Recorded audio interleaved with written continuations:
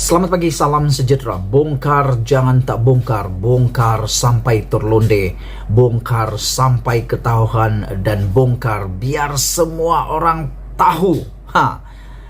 Isu paling hot sekarang ini yang membuatkan aku makin bingung tentang politik Malaysia semenjak aku jadi YouTuber pengulas politik ini. Aku makin hairan dengan politik Malaysia. Yalah, patutlah dulu aku punya datuk moyang dulu, moyang dan moyang kata pada aku, Nazilin jangan jadi ahli politik, karena menurutnya politik ini penuh dengan kotoran. Menurut datuk aku dulu, politik ini penuh dengan ulat yang bau, yang mengotorkan dan paling kotor. Katanya, aku waktu itu kurang percaya, aku waktu itu tidak percaya dan tidak yakin, tidak paham dengan perkara itu. Tapi sejak 2 menjak 3 menjak ini, aku makin yakin dan makin pula percaya. Kenapa?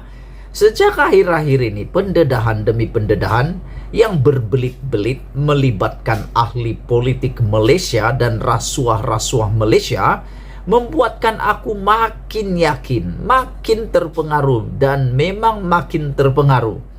Benar atau tidak terpulanglah. Aku pun tak tahu kebenarannya, tapi yang aku tahu, aku makin terpengaruh dengan kata-kata atuk aku dulu itu yang mengatakan politik ini penuh dengan kotoran yang berbau. Sampailah baunya, tak tahulah cakap nak kata apa lagi.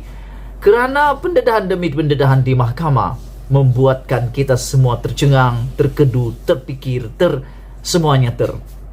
Kalau sebelum ini jauh nun di sana di Amerika Syarikat, kita terkejut dengan pendedahan-pendedahan terkini berkaitan dengan penyelewengan uang 1MDB yang terbesar, skandal uang terbesar di dunia.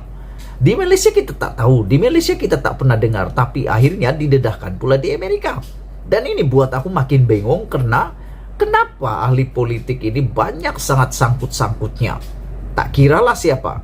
Tapi hari ini jangan lagi kita terbang ke Indonesia, ke Filipina, ke Emirat Arab Bersatu, UAE. Kita jangan pergi ke Amerika Syarikat, jangan pergi ke Singapura. Kita pergi saja di Kuala Lumpur. Pendedahan demi pendedahan di Mahkamah Tinggi berkaitan dengan kes tuduhan Zahid Hamidi dalam penyelewengan dan rasuah pengubahan wang haram berkaitan dengan UKSB, Ultra Kirana Sdn Bhd, membuat aku terkedu apabila pendedahan demi pendedahan keuangan penerimaan uang-uang daripada orang-orang ini makin membuatkan aku terkejut. Kamu pun pasti terkejut karena kita tak pernah tahu. Akhirnya terkejut kita karena tahu. Kalaulah persoalannya, sebelum aku nak ulas lebih lanjut lagi, persoalannya adalah kalaulah tidak ada pendakwaan ini, adakah kita akan tahu? Dan adakah perkara ini akan menjadi rahasia antara orang-orang politik sahaja? Rupa-rupanya ada rahasia politik, ada orang rahasia orang politik ini yang kita tak pernah tahu. Yang kita tak pernah tahu adalah apabila ada banyak uang mengalir ke sana sini yang kita tak tahu. Sama ada benar atau tidak telah didedahkan di mahkamah, telah dipetik dan disaksikan di mahkamah. Nak percaya atau tidak terpulang, karena ada orang kata ini fitnah.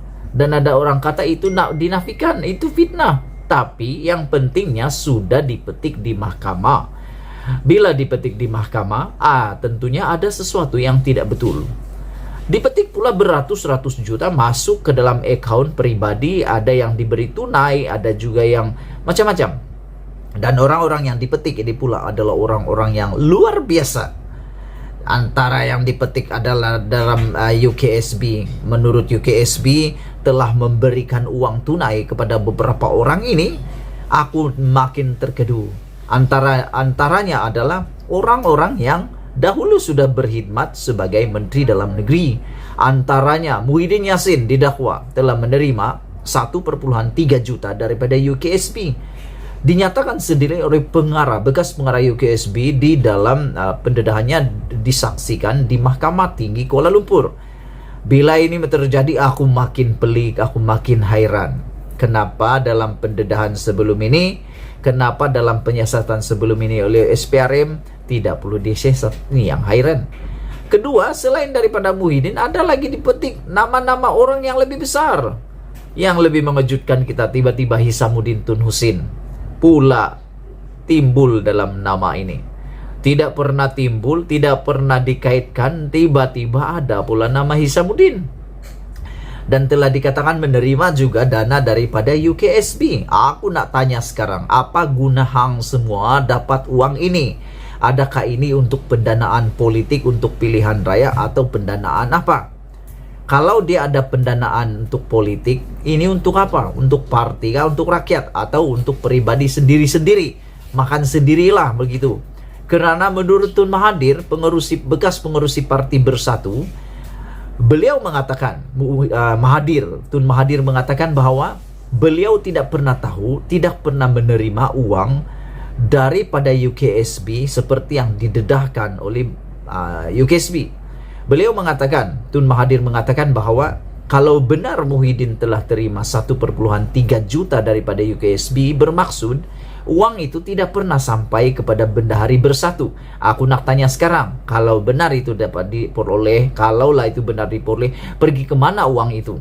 Kalau uang itu untuk pendanaan politik Parti Bersatu, menurut Mahathir ia perlu sampai kepada Bendahari Parti Bersatu. Tapi ini tidak direkodkan, kata Mahathir, tidak sampai, tidak pernah diterima oleh Parti Bersatu. Nah, uang itu di mana? Muhyiddin buat setelah membuat penafian. Muhyiddin mengatakan beliau tidak pernah menerima 1,3 bilion pula 1,3 juta daripada UKSB, karena menurut Muhyiddin beliau sedang menjalani rawatan kanser di luar negara pada ketika itu, mustahil aku menerimanya, katanya. Dan Mahathir juga telah mengatakan Bersatu tidak pernah terima. Jadi uang itu di mana sebenarnya? Yang lebih mengherankan, KJ juga dikaitkan dalam isu menerima uang ini. Apa kaitan KJ? Aku pun heran. Yang lebih mengherankan, Anifah Aman yang telah lama sebelum ini pernah jadi, seingat saya dia pernah menjadi Menteri Dalam Negeri dan telah dikaitkan juga menerima dana daripada UKSB. Aku nak tanya, dan penafian telah dibuat oleh Anifah Aman. Anifah Aman karena dia tak pernah kenal bekas pengarah tu. Dia tak pernah kenal David Tan, kalau saya tak silap namanya. Dia tak pernah kenal. Dinafikan juga. Jadi makin hari makin kita hairan. Safi Afdal pula enggan memberikan komen.